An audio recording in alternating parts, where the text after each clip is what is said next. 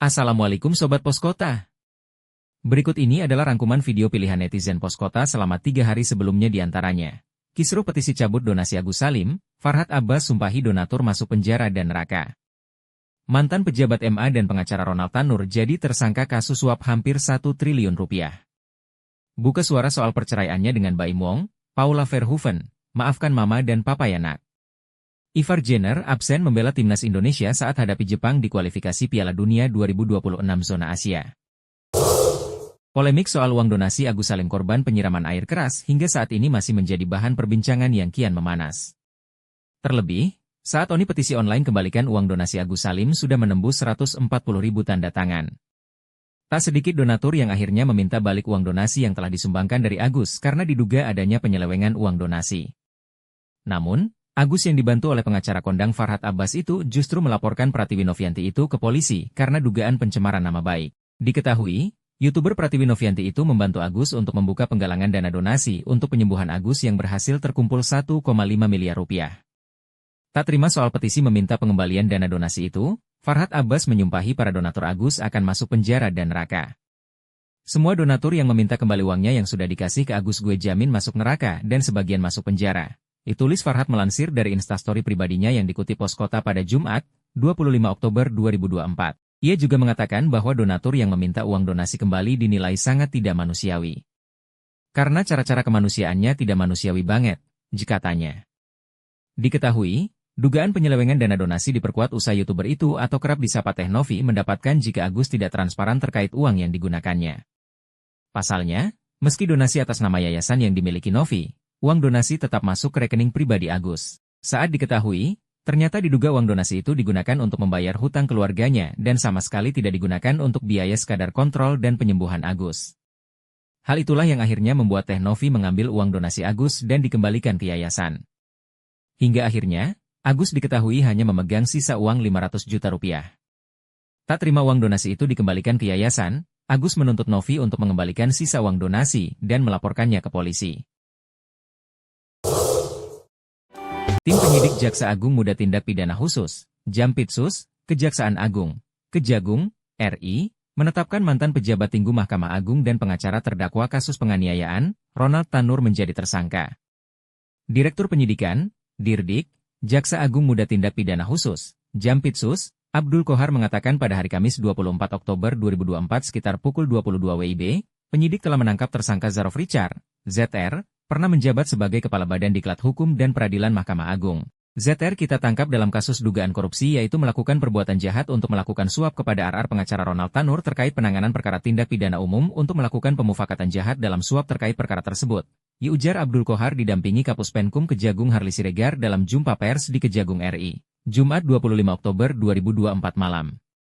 Pada saat kejadian, lanjut Kohar terdakwa Ronald Tanur dinyatakan bebas oleh pengadilan dan kemudian melakukan kasasi. Kronologis kasus suap.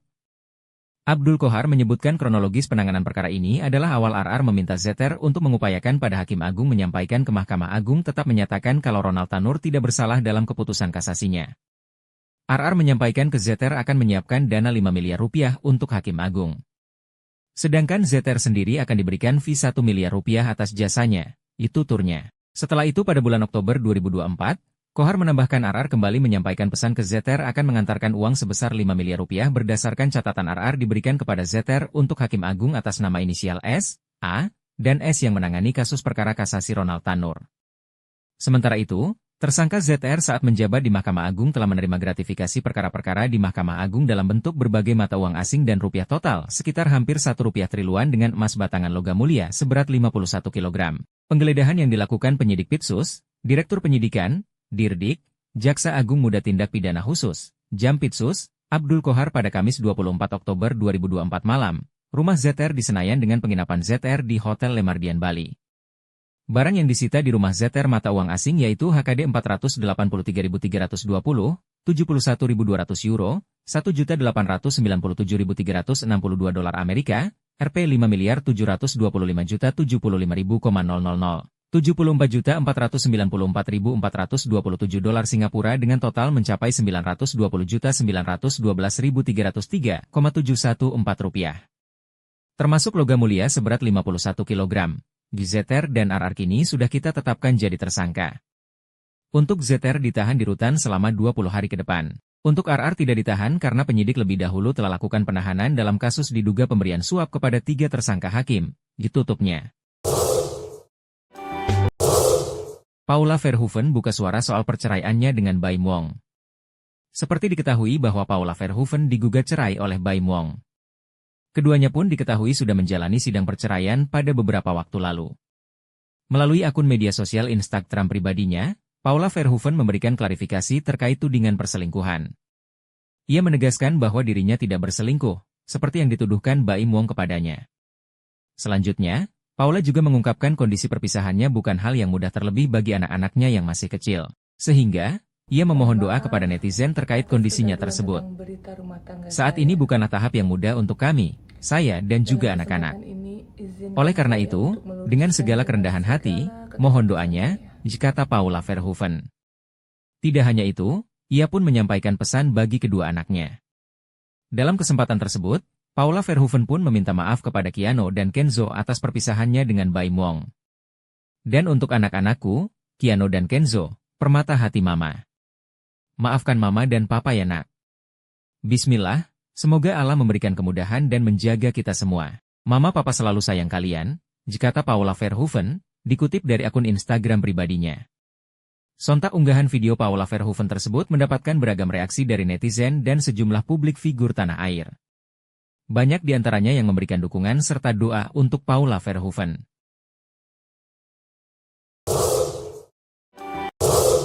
Gelandang Jong Utrecht, Ivar Jenner terpaksa absen saat timnas Indonesia menjamu Jepang di putaran ketiga kualifikasi Piala Dunia 2026 zona Asia.